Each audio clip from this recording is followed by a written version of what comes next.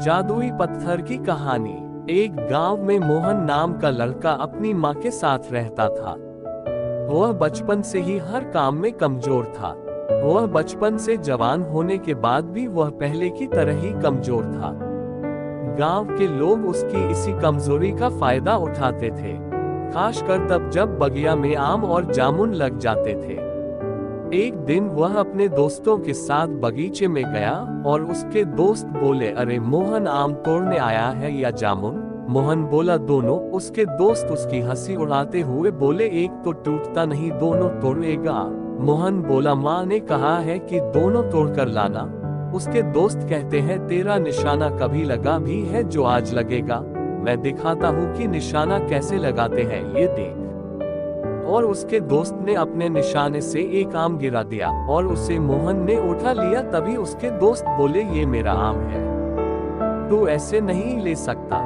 मोहन बोला, ये मेरे पेड़ है, इससे मैं ही लूंगा। और उसके दोस्त उसे झगड़कर आम ले लेते हैं।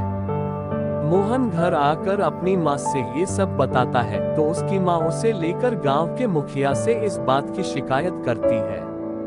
मुखिया जी ने उसे इस बात से इनकार कर दिया कि वो आम मोहन का है। अगर मोहन को आम चाहिए तो उसे भी निशाना लगाना सीखना होगा।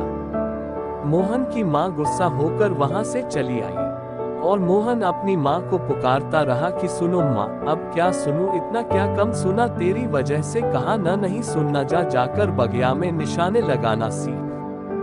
माँ गुस्से से वहां से चली जाती है और मोहन माँ द्वारा फेंकी हुई लकड़ी लेकर गांव के बगिया की ओर जाता है, ये सोचते हुए कि ये कमबख्त मेरा निशाना क्यों नहीं लगता। रास्ते में उसे एक बाबा मिलते हैं तो वह देखता है कि बाबा के सर पर एक सांप है, तो वह अपने निशाने से सांप को गिरा देता है और बाबा से कहता है कि बाबा, ये सांप आपके सर पर था इसलिए मैंने इसे गिरा दिया। इस पर बाबा कहते हैं, तुमने बड़ी ही अचूक निशाने से मारा है। मोहन बोला, इसी निशाने से तो मैं परेशान हूँ, बचपन से लेकर आज तक मेरा निशाना कहीं नहीं लगा, पता नहीं यहाँ कैसे लग गया।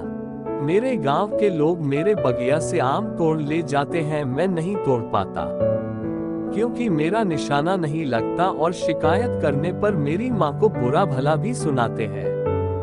बाबा बोला, तुमने मेरी जान बचाई है इसलिए मेरी नजर में तुम ही दुनिया के सबसे बड़े निशानेबाज हो। लोगों की नजर में निशानेबाज बनने के लिए लो इस पत्थर से निशान लगाओ। मोहन कहता कि बाबा, इतनी बड़ी लकड़ी से निशाना नहीं लगता तो इतने छोटे से पत्थर से क्या निशाना लगेगा? बाबा बोले, ये आम पत्थर नहीं है बेटा, ये जादुई पत्थर है। इसे तुम जिस पर चाहोगे यह उसी पर जाके लगेगा, फिर वो चाहे दुनिया के किसी भी कोने में न छुपा हो। फिर वह मोहन पत्थर लेकर आम की बगिया में जाता है और कहता कि सारे आम गिर जाए, ये कहकर पत्थर फेंकता और सारे आम गिर जाते। वो सारे आम और जामुन लेकर आ रहा होता है, तभी उसे रास्ते में वो सारे आवारा लड़के उसे घेर लेते हैं और कहते हैं, क्यों बे, ये हमारे तोड़े हुए आम बिन कर ला रहा है। मोहन कहता, नहीं, मैंने खुद ही ये आम तोड़े हैं। उनको इस बात का विश्वास नहीं होता है और वो उसे फिर से निशाना लगाने को कहते हैं। मोहन गुस्से में आकर उन तीनों पर पत्थर से निशाना लगाकर उनका सर फोड़ देता है। वो भाग जाता है और वह सारे आम और जामुन अपनी माँ को देता है तो उसकी माँ को यकीन नहीं आता है। तभी मुखिया जी कुछ लठैतों को लेकर वहां आ जाते हैं और मोहन को मारने का आदेश देते हैं। तभी मोहन को माँ कहती, अरे रुको, क्या किया है मेरे बेटे ने? मुखिया जी कहते हैं कि इसने मेरे बेटे और उनके दोस्तों का सर फोड़ दिया है। नहीं नहीं, ये कैसे फोड़ सकता ही? मुखिया जी, अभी हम फोड़ के बताते हैं कि कैसे फोड़ा। उसकी माँ उनसे माफी मांगती, छोड़ दो मेरे बेटे को। मुखिया जी, लठे तो देख क्या रहे हो, इसका भी सर फोड़ दो। मोहन अपने उस पत्थर से उन सभी का सर फोड़ देता है और इस घटना के बाद मोहन को गांव में डर बन जाती है और कोई भी मोहन से लड़ने की हिम्मत नहीं रखता। सब लोग मोहन से डरते हैं। इसी डर की वजह से पूरा गांव उनसे बात करना छोड़ देता है। एक दिन उसकी माँ उसे समझती है, मोहन बेटे, ये जादुई पत्थर फेंक दे तू, इसकी वजह से पूरा गांव हमें खिलाफ हो गया है। कोई भी हमसे बात नहीं करना चाहता, कोई हमसे रिश्ता नहीं रखना चाहता। मोहन बोला, पहले ही हमसे कौन रिश्ता रखना चाहता था। कम से कम गांव की औरतें मेरे साथ उठती बैठती तो थी, पर अब कोई बात तक नहीं करता। मोहन कहता, ठीक है, मैं इस पत्थर को फेंक आता हूँ। जैसे ही वह पत्थर फेंकने के लिए बाहर आता है तो देखता है कि सारा गांव इधर उधर भाग रहा है, सारे लोग चिल्ला रहे हैं।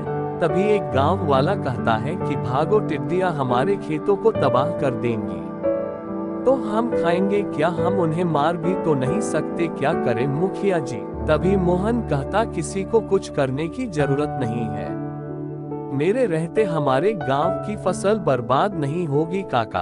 और वह पत्थर से कहता कि सारी टिड्डियों को मार मार के भगा दो। इस तरह उन टिड्डियों से मोहन गांव की सारी फसल बचा लेता है और सभी लोग मोहन पर बहुत खुश होते हैं और मुखिया जी मोहन को गांव के जवानों का मुखिया घोषित कर देते हैं और सभी लोग उसके साथ प्रेम से रहने लगते हैं।